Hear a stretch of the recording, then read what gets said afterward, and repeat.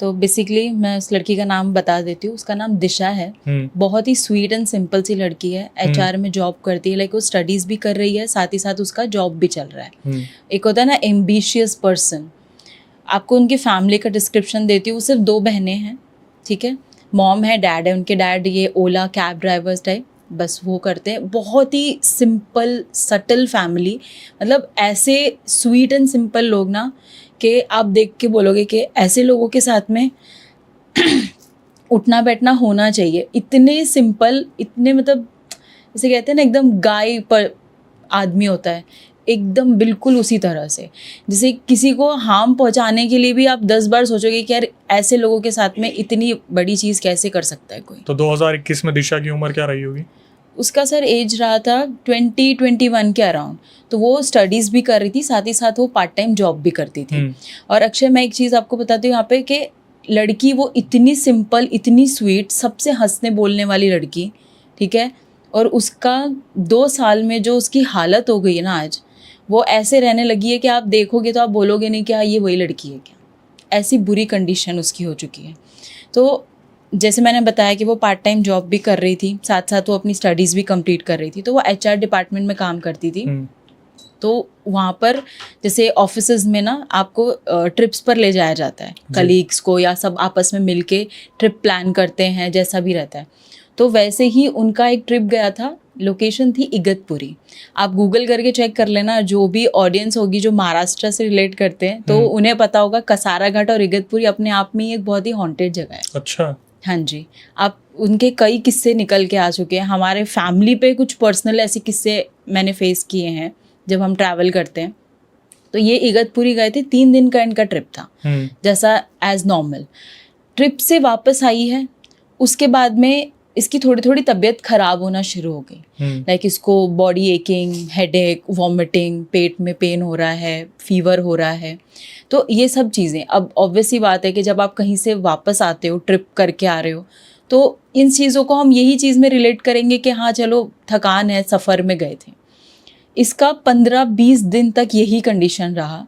बुखार इसका 102 पे ऐसा स्टक हो गया था कि वो नीचे नहीं उतर रहा है। सारी मेडिकेशंस दे दी, हॉस्पिटलाइज किया इसको, एंड में इसके सारे टेस्ट हो गए।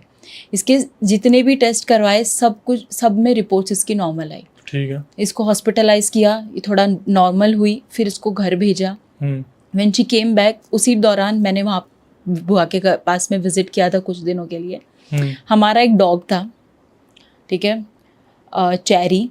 तो डॉग हमारा ऐसा था कि काफ़ी फेमिलियर। अब बॉम्बे की बात है तो सोसाइटी होती है, एक फ्लोर पे 3-4 घर होते हैं, तो वो सबके घरों में जाता था, घूमता फिरता रहता। सबसे ज़्यादा दिशा के पास में, क्योंकि चेरी का था कि वो दिशा के साथ में ज़्यादा अच्छा बॉन्ड था उसका। बट इस चीज़ के बाद से ना उसने उनके घर पे जाना छोड़ दिया था। अगर मैं उसको लेकर भी जा रही हूँ, ठीक है, तो वो जैसे उसको हम पुश करना पड़ेगा, आपको ज़बरदस्ती उसको खींच के लेके जाना पड़ेगा। वो उनके घर के उस एरिया में एंटर ही नहीं होता था। अच्छा जी। हाँ, और दूसरी चीज़ कि उनको देख के, उनके घर की तरफ देख के या दिशा को देख के ना वो इतना बाग करता था, इतना ज़ोर ज़ोर से कि मतलब उसको चुप कराना मुश्किल हो जाता, बहुत अग्रेसिव हो जाता था। कौन सी ब्रीड थी? ये पमेलियन। पमेलियन थी। बहुत ज़ोर ज़ोर से चिल्लाना, भौंकना, मतलब उसको गेट बंद करके रखना पड़ता था, ऐसा हो गया था। अब दिशा जब हॉस्पिटल से वापस आई, व्हेन शी वाज लाइक कि हाँ अभी मैं थोड़ा सा ठीक फील कर रही हूँ, उसने वापस अपना जॉब पे जाना स्टार्ट किया।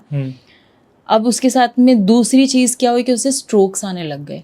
जिस लड़की को कभी कोई प्रॉब्लम नहीं हुई, अब स्ट्रोक्स आने के 2 रीज़न होते हैं। अगर आप मेडिकली देखा जाए तो अगर किसी न्यूरोसर्जन से या न्यूरोलॉजिस्ट के अगर हम पूछें तो उनके अकॉर्डिंग ये चीज़ होती है, जब आपके ब्रेन की कोई नर्व्स दब जाती है तब आपको सीजर्स आते हैं, स्ट्रोक्स आते हैं, या फिर आप बहुत ही डीप एंजाइटी और डिप्रेशन में हो। उसके साथ ऐसा कुछ भी नहीं था। उसके सारे सिटी स्कैन्स हुए, उसकी EG की रिपोर्ट्स हुई, उसकी MRI आई। अदरवाइज़ क्या हो जाता है ना कि रिपोर्ट्स में ये भी आ जाता है कि स्लीप डिप्राइव का केस हो सकता है। Sleep deprive in the sense, अगर आपका sleep pattern is not well, आप 5-6 दिन लगातार सो नहीं पा रहे हो कांस्टेंट, उसका वो भी नहीं आया। उसकी ये रिपोर्ट्स भी नॉर्मल आई, और उसको स्ट्रोक्स आते थे रात के टाइम पे, पूरा दिन, सिर्फ रात को, और रात में भी 12 बजे के बाद में। पूरा दिन शी इज़ नॉर्मल, वो अच्छे से अपना जॉब पे जा रही है, अपनी क्लासेस अटेंड कर रही है, सब कुछ नॉर्मल है। बट रात होते होते उसकी तबीयत में डाउन होने लगती, उसकी बॉडी एक होना शुरू हो जाता, सर उसका दर्द करने लग जाता, बहुत ज़्यादा सर पेन होता था और उसको स्ट्रोक्स आना शुरू होते। स्ट्रोक्स किस तरह आते हैं कि उसके मुंह से वाइट झाग निकल रहे हैं, ठीक है, पूरी आंखें ऊपर चढ़ गई हैं, होंठ नीले पड़ गए हैं, उसकी बॉडी ना ऐसे ट्विस्ट हो जाती थी, कड़क और अकड़ जाती, ठंडी पड़ जाती थी। तो इस तरह उसको कई दिन तक स्ट्रोक्स आना शुरू हो गए थे। 3-4 दिन ये चीज़ चली, ठीक है, रिपोर्ट्स निकाली गई, सब कुछ नॉर्मल था, सब कुछ ठीक आया। फिर भी उसको मेडिकेशन पे थोड़ा ऑब्जर्वेशन रखा गया, उसका बाहर आना जाना कम हो गया थोड़ा। आफ्टर दैट स्लीप वॉकिंग वाली प्रॉब्लम चालू हो गई कि उठ के चल रही है, उठ के चलने, नींद में चलना शुरू हो गया उसका। और ये रात को 1:30 बजे 12 बजे इसी टाइम पे होती थी ये चीज़ें। दिन भर में उसको वो खुद बोलती थी कि मुझे कोई प्रॉब्लम नहीं है, मैं बिल्कुल ठीक हूँ। और आप उसको देखोगे तो आपको भी नहीं लगेगा कि इस लड़की को कोई प्रॉब्लम है, एकदम प्रॉपर फाइन चीज़। देखने में सुंदर थी बहुत ज़्यादा, very pretty, very simple, sweet, very intelligent also, बहुत एम्बिशियस थी अपनी चीज़ों को लेकर के। और स्ट्रोक्स आना शुरू हो गए उसके थोड़े दिन के बाद में, लाइक आप ये देख लो 5 से 6 दिन, हफ्ता भर, उसके बाद में उसको ये स्लीप वॉकिंग का इशू हो गया। अब स्लीप वॉकिंग का उसको ये इशू हुआ तो ये एनकाउंटर मुझसे ही पहले हुआ था। मैं मॉर्निंग वॉक के लिए गई थी, सुबह 4:30 बजे का टाइम था। मैं सोसाइटी से नीचे उतरी हूँ, मैं पार्क की तरफ गई हूँ, सोसाइटी पार्क में। वहाँ पर पार्क के गेट पे ही आई सॉ हर, वो बेहोश पड़ी हुई है। 4:30 बज रहे थे, 5:30 बज रहे थे, सुबह के 4:30 4:30 बजे तो सूर्य अभी नहीं उगता। क्या नींद नहीं आ रही थी इतनी जल्दी निकल के? मुझे नींद नहीं आती रातों को। तो मैं मॉर्निंग वॉक के लिए गई थी, आई सॉ हर। मैंने तुरंत उस घर पे कॉल किया अपने, मैंने अपने ब्रदर को बोला कि उसके घर पे इन्फॉर्म कर, ऐसे ऐसे हैं यहाँ पे। तब उनको रियलाइज़ हुआ कि बच्ची कमरे में नहीं है। और अक्सर ऐसा हुआ करता था कि गायब हो जाती थी। हाँ, ये हो रहा था। और ये फर्स्ट मैंने एनकाउंटर किया जब मुझे सोसाइटी पार्क में वो बेहोश हालत में दिखी। उसको उठाया, लेकर गए, घर पे लेकर आया, उसको पूछा, उसने कहा मुझे कुछ भी याद नहीं है, मुझे इतना पता है कि मैं सोई थी, मुझे बस इतना मालूम है, मैं लास्ट 11:30 बजे मैंने अलार्म लगाया है अपने मोबाइल में, मैं सोई हूँ, उसके बाद मुझे कुछ भी याद नहीं है क्या हुआ क्या नहीं हुआ। दूसरी चीज़ हुई जब सेकेंड टाइम उसे थोड़ा सा ऑब्जर्वेशन में रखा गया। उनके मॉम डैड किसी रीज़न से गांव गए थे विजिट करने। तब वो दो सिस्टर्स थी, ठीक है, दोनों बहनें थी घर पे। तो अपने अपने रूम में जाकर सो गई, अपना जो भी डेली रूटीन है फॉलो किया, सब ठीक है। उस दिन इसने फिर से स्लीप वॉक किया। उस दिन के बाद 3 दिन तक ये लड़की कहीं नहीं मिली। पुलिस में रिपोर्ट लिखवाई गई है, पुलिस में रिपोर्ट लिखवाई गई है। सब परेशान हो रहे हैं। उसके डैड को, उसकी मॉम को इन्फॉर्म किया गया, क्योंकि मॉर्निंग में हमारे घर पे आई वो, उसकी जो बड़ी बहन थी, उसने बुआ को बोला कि आंटी वो कहीं मिल नहीं रही है, कुछ समझ में नहीं आ रहा है। फ़ोन भी उसका घर पे ही है, फ़ोन भी घर पे है, सारा सामान भी घर पे है, कि कुछ आप बोल दो कि किसी रीज़न से वो बाहर चली गई है, कुछ हुआ है, कुछ नहीं। फ़ोन भी घर पे है, सब कुछ घर पे है, बंदी गायब है। 3 दिन तक सबने उसको ढूंढा। तीसरे दिन ना I got a call on my phone unknown number से, एंड इट वॉज हर। उसने आपको कहाँ से कॉल किया? मुझे कॉल किया अननोन नंबर से, क्योंकि मेरे जो नंबर है उसको याद थे। उसने मुझे बोला कि मुझे सिर्फ आपका उस टाइम पे दिमाग में आ रहा था और आपके नंबर मुझे ठीक से याद थे, मैं बहुत पैनिक में थी। उसने कॉल किया एंड पता चला कि वो नासिक में है। नासिक पहुंच गई। वो बहुत रो रही थी अक्षय, फ़ोन पे इतना रो रही थी ना वो लड़की, मैं घबरा गई। मैंने उसके डैड को फ़ोन दिया, हमने स्पीकर पे फ़ोन रखा है, हमने उसकी सारी बातें सुनी कि मुझे कुछ नहीं पता, मेरे को क्या हुआ है क्या नहीं हुआ है, मेरा सर फट रहा है, मुझे बस आके ले जाओ, मुझे बहुत डर लग रहा है। ये चीज़ हुई। नासिक पहुँचे, उसको नासिक से घर लेकर आए, ठीक है, उसको थोड़ा काम डाउन किया। 2-3 दिन तक ये सब चीज़ें चली। देन आई सजेस्टेड कि एक बार किसी अच्छे साइकेट्रिस्ट को दिखा लो, बिकॉज स्लीप वॉक हो रहा है, आपको फीड्स आ रहे हैं, ठीक है, स्ट्रोक्स वगैरह आना, तो कई बार साइकेट्रिक आपको सोल्यूशन दे सकता है। During this I was the one who is taking her counselling, क्योंकि उसको काउंसलिंग का सजेशन दिया गया था, तो उसकी थेरेपी और उसकी काउंसलिंग मुझे ही मिली थी। वो ठीक है, लेकिन ये 3 दिन तक क्या कर रही थी, कहाँ थी? अभी आगे आपको पता चलेगा। तो ड्यूरिंग द काउंसलिंग मैंने उसको पूछा इस इंसिडेंट के बारे में. शी सेड कि मुझे नहीं पता कि क्या हुआ. मैंने एज़ यूजुअल जो मैं डेली अपना रूटीन फॉलो करती हूँ, मेरा कुछ मेल्स का काम था, मैंने अपना काम किया, लैपटॉप शट किया and I just went to sleep. कि उसके बाद में मुझे कुछ भी याद नहीं है. ठीक है, जब मेरी आँख खुली कि मुझे पानी डाला मेरे ऊपर, किसी ने पानी डाल छिड़क के मुझे उठाया है. ठीक है, लिटरली उसको उठाया गया है. तब उसको पता चला, उसने चारों तरफ देखा, शी वाज लाइक कि मैं कहाँ पे हूँ, वो पूछ रही है. एंड लकीली कि उसके साथ कुछ ऐसा गलत नहीं हुआ, बिकॉज जब वो वहाँ पर थी नासिक में, जब वो थी तो शी सेड के उसकी जो कंपनी की एक्स कलीग हैं उन्होंने उसको देखा था, जिन्होंने कंपनी छोड़ा था. उसने उसको रोड पे देख लिया and she just took her with her.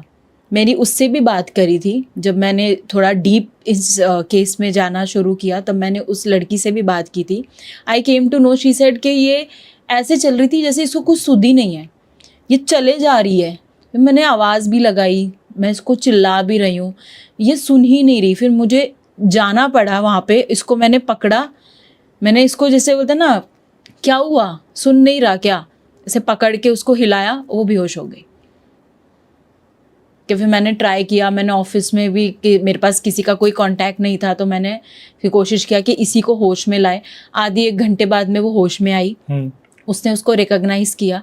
She said के उसने मुझे बोला कि तू मुझे ऐसी कंडीशन में रोड पे मिली थी, नाइट सूट पहना हुआ है, पैरों में चप्पल भी नहीं है. कह रही मुझे पहुंच कैसे गई वहां तक, उसको कुछ भी नहीं पता. ये कह रही मुझे कुछ नहीं मालूम है. बाद में बताया था उसने. कह रही उस टाइम तक उसको कुछ भी नहीं पता.